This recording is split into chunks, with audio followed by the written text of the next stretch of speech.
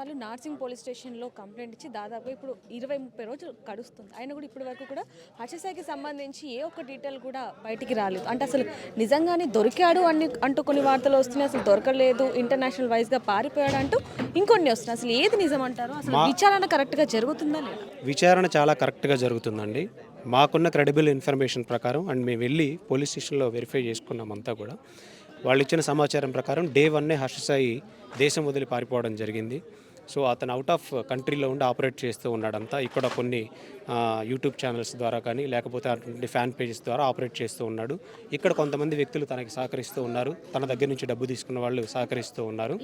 And lookout వాళ్ళ మీద FIR complaint చేశామండి. ఇక్కడ శేఖర్ భాష అనే వ్యక్తి కానీ లేకపోతే దాసరి విజ్ఞాన్ అనే వ్యక్తి కానీ ఇంకా కొంతమంది మాట్లాడుతూ ఉన్నారు. సో వాళ్ళ మీద కూడా ఎఫ్ఐఆర్ రిజిస్టర్ అయ్యింది.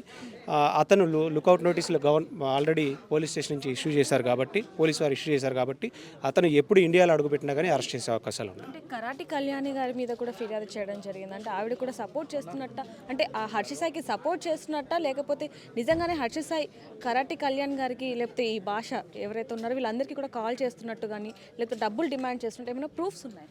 అంటే ఫ్యాబ్రికేటెడ్ ఆడియోస్ని బేస్ చేసుకొని కంప్లైంట్ కాపీ కూడా లేకుండా మీ ఇష్టం వచ్చినట్టు మాట్లాడుతూ ఉంటే ఇది ఒక సినిమా రివ్యూ కాదండి.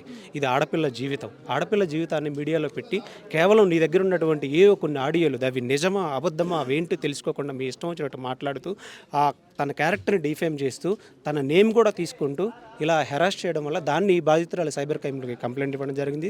దానికి సంబంధించి 358 కింద 356 కింద 72 BNS కింద 67 IT యాక్ట్ కింద కేసు నమోదు చేశారు పోలీసులు. అసలు ఎఫ్ఐఆర్లో ఏమని నమోదు చేశారు?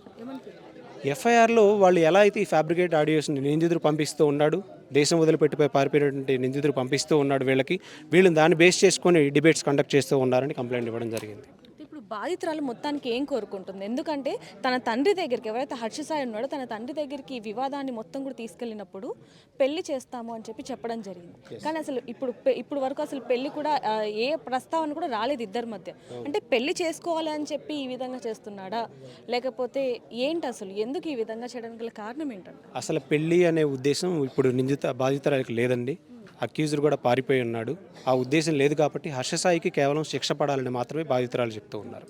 అంటే ఏవైతే ఈ వీడియోస్ ఉన్నాయో ఆ వీడియోస్ని చూపిస్తూ పదే పదే అమ్మాయి మీద అత్యాచారం చేశాడు అనేది కూడా మీరు చెప్పడం జరిగింది. అంటే బాధితురాలు మీకు చెప్పడం జరిగింది. అంటే దానికి తగ్గవి కూడా ఏదైతే ఇప్పుడు కంప్లైంట్ ఇచ్చిందో అప్పుడు కూడా మెయిల్లో ఫొటోస్ పంపించడం, వీడియోస్ పంపించడం ఇవన్నీ కూడా జరిగాయని చెప్పారు. దాని మీద కూడా కేసు నమోదు చేశారు. అవన్నీ కేసు మళ్ళీ ఇంకో case already నమోదైందండి.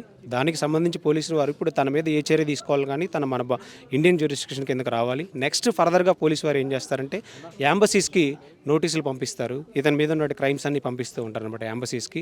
And PMLE prevention of money laundering, ఇతను ఇల్లీగల్ బెట్టింగ్ యాప్స్ ఏదైతే ప్రమోట్ చేశారో ప్రివెన్షన్ ఆఫ్ మనీ లాండరింగ్ కూడా కేసులు బుక్ చేయడానికి చూస్తూ ఉన్నారు. ఏవైతే ఇప్పుడు ఈ బాధితురాలకి సంబంధించి ఆడియోస్ వస్తున్నాయో అసలు అవి ఎవరు రిలీజ్ చేస్తున్నారు? హర్షసాయికి సంబంధించి ఎవరు రిలీజ్ చేస్తున్నారు? ఈ అమ్మాయికి సంబంధించి ఎవరు రిలీజ్ చేస్తున్నారు? హర్షసాయికి సంబంధించి ఇక్కడ కొంతమంది కోఆపరేట్ చేస్తున్నటువంటి వ్యక్తులు ఉన్నారనేటువంటి పోలీసు వారు గుర్తించడం జరిగింది. సో ఆ ఆడియోస్ అన్నీ కూడా పోలీసు వారు ఇప్పుడు సైబర్ క్రైమ్ వాళ్ళు కూర్చొని ఆడియోస్ అన్ని డిలీట్ చేస్తూ ఉన్నారు. దాన్ని కోర్టు నుంచి ఆర్డర్ కూడా తీసుకోవచ్చు. కొంతమంది ఇన్ఫ్లుయెన్సర్స్తో కూడా మాట్లాడడం జరిగిందని మీరు చెప్పారు ఇందాక. కొద్ది రోజుల క్రితం మనం ఒక ఫోటో కూడా చూసాం. నా అన్వేషణతో దాదాపు 2 నిమిషాల వరకు మాట్లాడాడు. మరి నా అన్వేషణ ఏమైనా కాంటాక్ట్ అయ్యే ఇదేమన్నా అతను ఇన్స్టాగ్రామ్ అకౌంట్ యూస్ చేసుకొని సెలబ్రిటీస్ని కాంటాక్ట్ అవుతూ ఉన్నాడనే సమాచారం పోలీసు వారికి ఇవ్వడం కూడా జరిగింది. అండ్ కోర్టు దృష్టిలో కూడా పెట్టడం జరిగింది. అండ్ కోర్టు డైరెక్షన్ కూడా అడిగాము. అతను యూట్యూబ్ ఛానల్స్ని, అతను ఇన్స్టాగ్రామ్ ఛానల్స్ని బ్లాక్ లిస్ట్లో పెట్టమని. అది నెక్స్ట్ ఆర్గ్యుమెంట్లో తెలుస్తుందండి. హర్షసాయి తండ్రి మీద కూడా కేసు నమోదు చేయడం జరిగింది. అంటే కేవలం పెళ్లి చేయలేదు అంటే ఈ 1 సంవత్సరం తర్వాత పెళ్లి చేస్తామనో, లేకపోతే ఇంత గడువు పెట్టాక పెళ్లి చేయలేదన్నా, లేకపోతే హర్షసాయి తండ్రిని ఇంకా అక్యూజర్గా చేర్చలేదు. కేవలం కంప్లైంట్లో కాపీలో మాత్రమే ఇవ్వడం జరిగింది. ఆ రోజు అలా జరిగిన సందర్భంలో తను వచ్చి ఈ విషయాన్ని కాంప్రమైజ్ చేయడం కోసం ఒక ఫాల్స్ ప్రామిస్ చేసి అమ్మాయిని నమ్మించి తను ఈ సినిమాని ఇలా ముందుకు తీసుకెళ్లే ప్రయత్నం చేశాడు కాబట్టి కేవలం ఆ విషయం మాత్రమే కంప్లైంట్ కాపీలో మెన్షన్ చేయడం జరిగింది బాధితురాలు. సో దాన్ని తగినటువంటి ఆధారాలన్నీ పోలీసు వారు సేకరించిన తర్వాత మెమో వేసి అక్యూజర్గా చేర్చే అవకాశాలు ఉన్నాయి. వాళ్ళు అక్యూజర్గా వాళ్ళకి ఎలాంటి భయం లేనప్పుడు వాళ్ళు బయట తిరగచ్చు. కానీ వాళ్ళంతా వాళ్ళే యాంటిసిపేటరీకి ముందే వెళ్ళిపోయారు. అంటే వాళ్ళే ఒప్పుకుంటున్నారు నేరాన్ని, నేను చేశాను అని. ఏదైనప్పటికీ ఎవరైతే బాధితురాలు ఉందో ఎప్పుడైనా సరే హర్ష సాయి కనుక పోలీసులకి దొరికితే ఖచ్చితంగా శిక్ష పడాలి అని చెప్పి కోరుకుంటుందే తప్ప నాకు పెళ్లి అవసరం లేదు అంటూ కూడా తను చెప్పడం జరుగుతుందంటూ కూడా తన అడ్వకేట్ లాయర్ ఎవరైతే బాధితురాలు లాయర్ ఎవరైతే ఉన్నారో తను చెప్పడం జరుగుతుంది. ఏదైనప్పటికీ ఆ అమ్మాయికి న్యాయం జరగాలని కోరుకుందాం. కెమెరామ్యాన్ విజయ్తో రిపోర్టర్ దేవిక, హైదరాబాద్. మరిన్ని వీడియోస్ కోసం ఛానల్ ని సబ్స్క్రైబ్ చేయండి, లేటెస్ట్ అప్డేట్స్ కోసం వాట్సాప్ ఛానల్ ని ఫాలో చేయండి అండ్ లింక్ డిస్క్రిప్షన్ లో ఉంది.